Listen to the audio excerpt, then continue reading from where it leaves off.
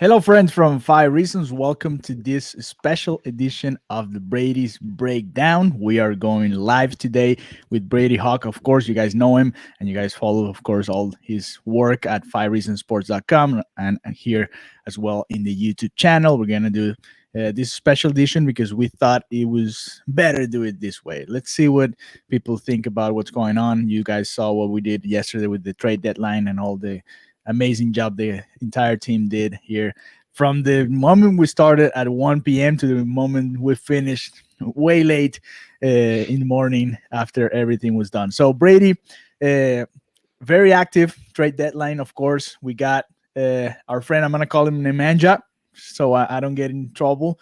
Sending Mo Harless and Chris Silva to the Kings, and then we also got Victor Oladipo, sending Kelly Olynyk and Avery Bradley to the Rockets, besides another pick swap in 2022. So those two names, and besides, of course, Ariza and maybe later Aldridge. We'll see if that's happening at the end of the day when everything turns out. So we want to do today with you, Brady, is what's the lineup gonna look like now with these new names coming in the team, and maybe you can bring in Aldrich as well. But let's play with it, and then also the rotation because it's been weird this year. I mean, Eric Spoelstra and his rotations are always kind of, you never know what's gonna happen. But now with a new set and new pieces, what do you think is going on? So let's go and let's start with the lineup.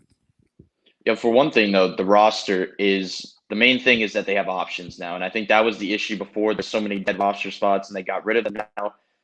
Mo Harkless obviously is a dead roster spot. Chris Silva is a dead roster spot. Avery Bradley essentially at the moment has been a dead roster spot because you don't know when he's become healthy. Basically, the only one you're giving up is Olynyk, who was a guy that was in the rotation regularly. Right. But you're adding guys that have options now, including Trevor Ariza adding to this team. If well, I'm sure we're going to get into the guards a little bit later because that's the more important one. That's the one that everybody wants to talk about. But you're looking at the Aldridge you mentioned possibly coming in, the Bielisa pickup, Trevor Ariza and Andre Iguodala essentially bringing the same thing. The options they have at the wing are quite interesting, and that's going to be the thing. Nobody really knows who will be the four. I'd kind of predict that it would be Aldridge if they pick him up. But you're looking at these options that they pretty much had to put Iguodala in these spots that he's not very comfortable early in the regular season, getting these type of minutes. Obviously closing games. That's his specialty. But now they can utilize Ariza in a different way, and I think that's really going to become helpful for them. But talking about the starting lineup, I think we're pretty clear that it's going to be Victor Oladipo, Bam Adebayo, and Jimmy Butler. I think everybody's aware of that. Those three are going to be starters. And we were talking about starters that are definitely going to be in the starting lineup. I'd include Duncan Robinson in there as well. Tyler Hero played well yesterday. He played very well. He had 29 points, had a great game. But that's where he thrives. And I think we're going to see that more and more is when he can have the ball in his hands. He can do what he wants. He can attack. Obviously, the shots were falling last night from beyond the arc, but I think the attacking was the more important part. When he gets comfortable making shots, the playmaking's there. And he wants the ball in his hands. He's not going to have his ball in his hands as often if Victor Oladipo, Jimmy Butler, and Bam Adebayo are on the court with him in a starting lineup. And to maximize those three guys, you're going to want Duncan Robinson on the floor. So I think that's the clear, four guys in the starting lineup. And the other thing is going to become who's the guy next to Bam. And if you notice who is missing in that type of topic, it's Kendrick Nunn is dropping out of there. And that's where it becomes really interesting. You have off the bench now, if they go that route, Kendrick Nunn, Goran Dragic, and Tyler Hero off the bench. And that's where it becomes interesting. Kendrick Nunn had a great game yesterday, kind of a silent performance with the way that he played that you didn't really realize how great he played until you looked at the box score compared to a guy like Tyler Hero and Bam, that he was right on that level. So it's going to be interesting where he plugs into. I kind of see him as the relief Victor Oladipo type of guy that, they can bring him in as a spot scorer, which could be a role that he thrives in as well. Him and Hero have always bounced off each other pretty well going back to the Summer League. And I don't know if we're going to rely on Goran to the extent that many are expecting. Obviously, he gets minutes over Kendrick Nunn, but, he's had injuries as well. You want to kind of not, force him back into play so soon. So I do think there's going to be a balance there between Kendrick Nunn and Goran Dragic moving forward in that type of role.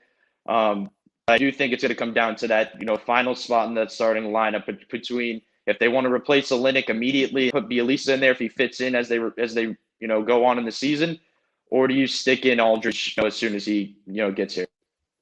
This season and maybe in the last couple of years, the starting five is not always a closing five, right? With Eric Spoelstra, Yeah. that tends to be a tendency, right? So what's gonna is it gonna change? Is it gonna be the same thing going forward, or how do you feel about it? Well, I think a lot of people we harp on starting lineups, and especially with the Yeah, C team, it does not mean much because as you see, Duncan Robinson could pick up two quick fouls in the first 3 minutes and it's already he's changing. So out. I think that's what we that's what we've seen. I think the closing lineup is definitely different. Obviously, Aldipo or Bam are staying in that starting line in the closing lineup. If you're having Aldridge in the starting lineup, I don't see him as a closer. Spoelstra likes versatile wings to put the four late in games. So So that's who why I would think be there? it's the decision between Iguodala and Ariza, and I think that's where it's going to come down to. I think it comes down to the night. I think in a playoff game, it's Hmm. 100% Andre Iguodala you go with. But in a regular season game, if you need a bit more offense to kind of balance it, I think you go with Trevor Ariza. I think to look back at last night's game, he played great. I think that was a really good progressive game from him. His fourth game with the Heat after missing over a year of basketball was quite impressive to see him. Not only the ability to shoot, because I think everybody's aware that that'll progress as he goes on with the season. But he was able to put the ball on the floor a lot more often than I originally expected. He was driving baseline. It's not all about the times he scores. I think it's what leads up to that, and I think that was pretty impressive to see. So going back to the closing lineup, I do think at the four it's going to be between Iguodala and Ariza. Most nights probably Iguodala, but as we saw yesterday, they trust Ariza in a lot of spots. And then the last guy, obviously the final guard. I think that's going to be Tyler Hero. I think we've seen that in the past. They trust him in fourth Yeah, quarters. He's led the team in fourth quarter minutes. It's pretty clear it's not going to be Duncan. I wouldn't be surprised if some nights it's Goran later in a playoff series when you trust him. You want a veteran out on the floor. But I don't think they're nervous about putting Tyler Hero out there in the fourth quarter of a playoff game because they trust him in those spots. And when you're talking about putting him next to Victor Oladipo, I think that's something that's going to be quite interesting as well. If you want to see those lineups, they're going to be positionless. First of all, we're talking about a point guard. Bam's their point guard, and he's their center. So Jimmy can handle the point, Victor Oladipo can handle the point, but mostly Bam's going to be handling points. So that doesn't really matter. They're focused on positionless basketball. Tyler Hero will probably be in that closing lineup with those guys, and I think that just means they're going to have a bunch of creators that can score the ball, which has been their issues late. right. And the Miami Heat had to give away Kelly Olynyk, who had one great game and then two so-so games, and we kind of got used to this. We didn't know what was gonna happen with Olynyk every other night, right? Right. But we did lose a guy that used to be a very important part of the rotation, and then that had to be plugged in the starting five because none of the players that the Miami Heat brought this season actually worked. Myers Leonard got injured, and then we know what happened with him. So, what's the Miami Heat gonna miss with Kelly, and what's the new guy is gonna have to fill whenever that player comes? Well, the one thing they're going to miss, I think that's the underrated part. The shooting, Bielisa could pretty much replace that. The shooting was He not there for Kelly he Olynyk as of wasn't late shooting anyway. very well. He Yeah. wasn't shooting well. I think the part that they're going to miss from him is the playmaking aspect. They liked having their two bigs as playmakers, and I think we saw that when Bam went out, when he stepped up in that area, how Right. important he was in that area. So I'm kind of interested to see how Bielisa kind of steps up as a playmaker if he shows any strides in that area, because that'll be pretty important. I was kind of the mindset that if they kept Kelly Olynyk, he'd move down to the bench when the playoffs came around. I don't see them, as we saw with Myers, even the past season, they moved him out of the rotation completely as they went into Hmm. the playoffs. So there's a comfort level with Spo when he puts these small fours next to Bam in a playoff series when you can trust a switch, especially with Miami's switching defense that they run constantly with soft switches, that you want to trust a guy like Iguodala to switch and not to worry about a Kelly Olynyk being put on an island. So I think that's important. I think that's an important aspect. So they're going to miss, I think, the most of all the playmaking aspect. Maybe they can get a boost in rebounds because he's not been the greatest rebounder as of late. He hasn't been the best shooter. So I think those are replaceable. And it's going to be interesting. I think that's the big thing is Bielisa. We're talking about the constant immediate, replacement for him, but I want to see in the areas that he, as he progresses in the season where he fills in. Right. And talking about switches, what's going to be different from and talking about the offensive tactics and especially on defense as well when with the Miami Heat has been struggling a lot with these new guys because we have a new starting lineup and we do have a new rotation system that's probably going to start showing up soon. Maybe tonight. We'll see what happens. But what do you expect to change with this new lineup? Well, for one, I think a lot of people harp on the defensive zone and the 2-2-1s. That's basically to hide their poor defenders. I feel that's why they go to it for such long stretches that they can Mhm. trust. Even a guy like Duncan has been a pretty good team Yeah, he's defender when been he's in the zone. he's getting But better at it. right, but he just can't guard one-on-one, and I think that's what we're going to lead to with Victor Oladipo. You're going to see probably less zone in that starting lineup type of thing, where you're going to trust the man-on-man. Um, and the most important thing with the defensive thing, adding Oladipo, is that Jimmy Butler's not going to have to guard their opposing team's best guard, and I think that's the most important thing out of everything. In a regular season game where you're playing, Jimmy Butler was playing yesterday, he might have been guarding Damian Lillard that entire game, or CJ McCollum at that point after having 29 points in the first half. So Right. that's a pretty big boost. That's some weight off of Jimmy's shoulders that he has to, less of a worry that he can just guard his matchup instead of having to worry about everybody else's. And I think even if they're still going to use that zone, of course, that's been their thing, but I think they could use it a little bit smarter because I think when you use it more and more, it's able to be picked apart more and more. But Victor Oladipo is a pretty good team defender as well, so I think it's be interesting to see him at the top of that zone. Right. And last night, and this is going to be the last topic. Thank you to all of you guys that are here live in this special edition of Brady's breakdown here in the Five Reasons YouTube channel. Thank you to all of you that are sending your messages. Our friend Jose, our friend Zivok, our Lenny, and our friend Yardin said Oladipo. Yes, we have Oladipo now, so it's finally done. Tyler Hero last night finally got a one of those games that we were expecting more often this season, of course. And Duncan Robinson talked about it too. It affected them knowing that they were in talks, being offered out there to be traded, right? So, do you think that's going to be a turning point from now on for especially these two guys that are so important in this system? Yeah, I made jokes about trade deadline, post trade deadline, Tyler Hero, but I said it before. I don't think I think it impacts Duncan more than it impacts Hero. Obviously, not just because he's included in more of the deals heading up to the deadline, but he just has that mentality. That nonchalant, not really caring mentality that it doesn't really bother him or phase him a lot of the time. It's he did mention in the past that the hardest kind of got to him when he would have discussions with Duncan in training camp.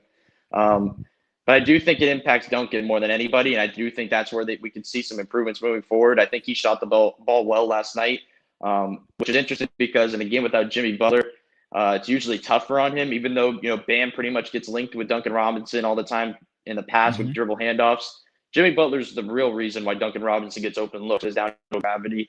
But I do think Tyler Hero is a big turning point for him if he can have that confidence that his agent, he mentioned last night after the game that his agent told him he was fine either way.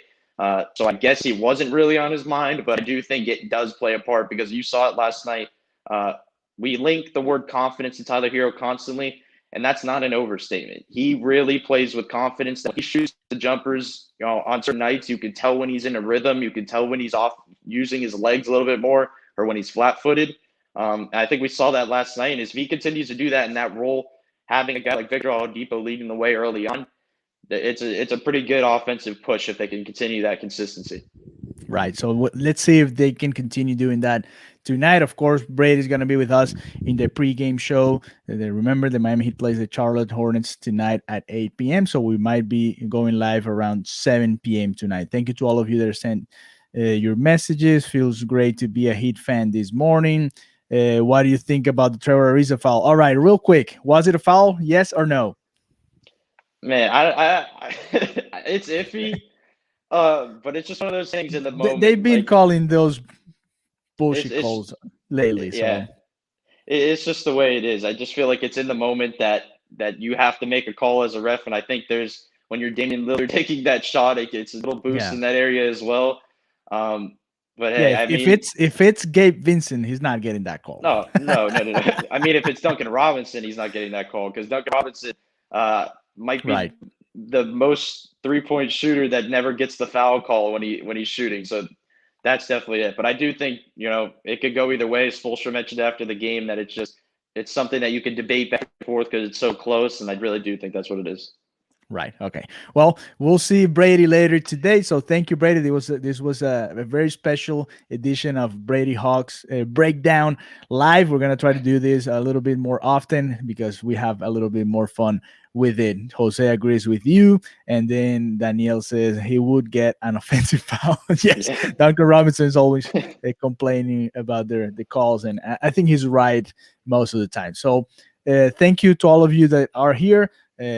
Continue to uh, enjoy the content that we're producing here in the Five Reasons YouTube channel. We're gonna try to upload the Pat Riley press conference here later today, so you guys can actually watch it, the entire thing, because I know we had some trouble yesterday reporting to it. So thank you very much, Brady. I know you have things to do, so let's keep it rolling, and we'll see you guys tonight for the pregame show starting at 7 p.m. before the Miami Heat game tonight. So have a good one, and we'll see you later tonight. Bye bye.